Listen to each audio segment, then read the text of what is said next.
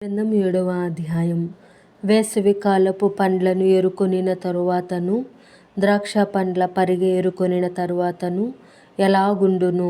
నా స్థితి అలాగే ఉన్నది. ద్రాక్ష పండ్ల గెల ఒకటియు లేకపోయెను. నా ప్రాణమునకిష్టమైన ఒక క్రొత్త అంజూరపు పండైనను లేకపోయెను. భక్తుడు దేశంలో లేకపోయెను. జనులలో యథార్థపరుడు ఒక్కడునూ లేడు. అందరును ప్రాణహాని చేయుటకై పొంచియుండువారే. ప్రతి మనుష్యుడును కిరాతుడై తన సహోదరుని కొరకు వలలను ఒగ్గును. రెండు చేతులతోనూ కీడు చేయ పూనుకొందురు. అధిపతులు బహుమానము కోరుదురు. న్యాయాధిపతులు లంచము పుచ్చుకొందురు. గొప్పవారు తమ మోసపు కోరికను తెలియజేయుదురు. అలాగున వారు ఏకపట్టుగా నుండి దాన్ని ముగింతురు. వారిలో మంచివారు ముండ్ల చెట్టు వంటివారు. వారిలో యథార్థవంతులు ముండ్ల కంచె కంటెను ముండ్లుగా నుందురు. నీ కాపరుల దినము, నీవు శిక్షనొందు దినము వచ్చుచున్నది. ఇప్పుడే జనులు కలవరపడుచున్నారు. స్నేహితుని యందు నమ్మికయుంచవద్దు. ముఖ్య స్నేహితుని నమ్ముకొనవద్దు. నీ కౌగిటిలో పండుకొని ఉన్న దాని ఎదుట నీ పెదవుల ద్వారమునకు కాపు పెట్టుము.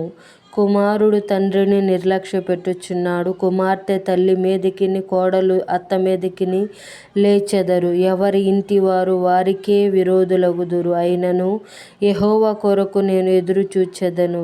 రక్షణకర్తయగు నా దేవుని కొరకు నేను కనిపెట్టియుందును. నా దేవుడు నా ప్రార్థనను ఆలకించును. నా శత్రువా, నా మీద అతిశయింపవద్దు. నేను క్రిందపడినను తిరిగి లేతును. నేను అంధకారమందు కూర్చున్నను. యెహోవా నాకు వెలుగుగా నుండును. నేను యెహోవా దృష్టికి పాపము చేసితిని గనుక ఆయన నా పక్షమున వ్యాజ్యమాడి నా పక్షమున న్యాయము తీర్చు వరకు నేను ఆయన కోపాగ్నిని సహింతును.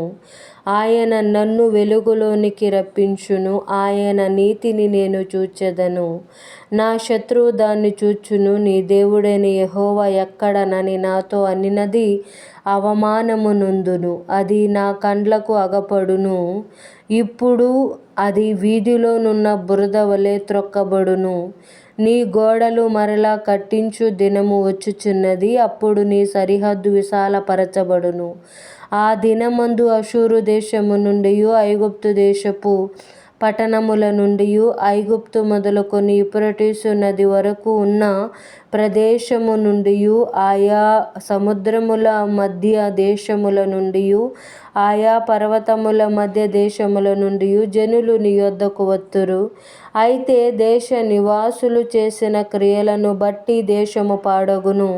నీ చేతికర్ర తీసుకొని నీ జనులను కర్మెలునకు చేరిన అడవిలో ప్రత్యేకముగా నివసించు నీ స్వాస్థ్యపు వారిని మేపుము. బాషానులోను గిలాదులోను వారు పూర్వ కాలమున మేసినట్లు మేయుదురు. ఐగుప్తు దేశంలో నుండి నీవు వచ్చినప్పుడు జరిగినట్లుగా నేను జనులకు అద్భుతములను కనపరుతును. అన్యజనులు అది చూచి తమకు కలిగిన బలమంతా కొంచెమని సిగ్గుపడి నోరు మూసుకొందురు. వారి చెవులు చెవుడెక్కిపోవును. సర్పములాగున వారు మన్ను నాకుదురు. భూమి మీద ప్రాకు పురుగుల వలె తమ ఇరవులలో నుండి వణుకుచు ప్రాకి వత్తురు. మన దేవుడైన యెహోవా యొద్దకు భయపడుచు వత్తురు. నిన్ను బట్టి భయము నొందుదురు. తన స్వాస్థ్యములో శేషించిన వారి దోషమును పరిహరించి వారు చేసిన అతిక్రమముల విషయమై వారిని క్షమించు దేవుడవైన నీతో సముడైన దేవుడున్నాడా? ఆయన కనికరము చూపుటయందు సంతోషించువాడు గనుక నిరంతరము కోపముంచడు. ఆయన మరలా మన యందు జాలిపడును. మన దోషములను అణుచివేయును. వారి పాపములన్నిటినీ సముద్రపు అగాధములలో నీవు పడవేతువు. పూర్వకాలమున నీవు మా పితరులైన అబ్రహాము, యాకోబులకు ప్రమాణము చేసిన సత్యమును, కనికరమును నీవు అనుగ్రహింతువు.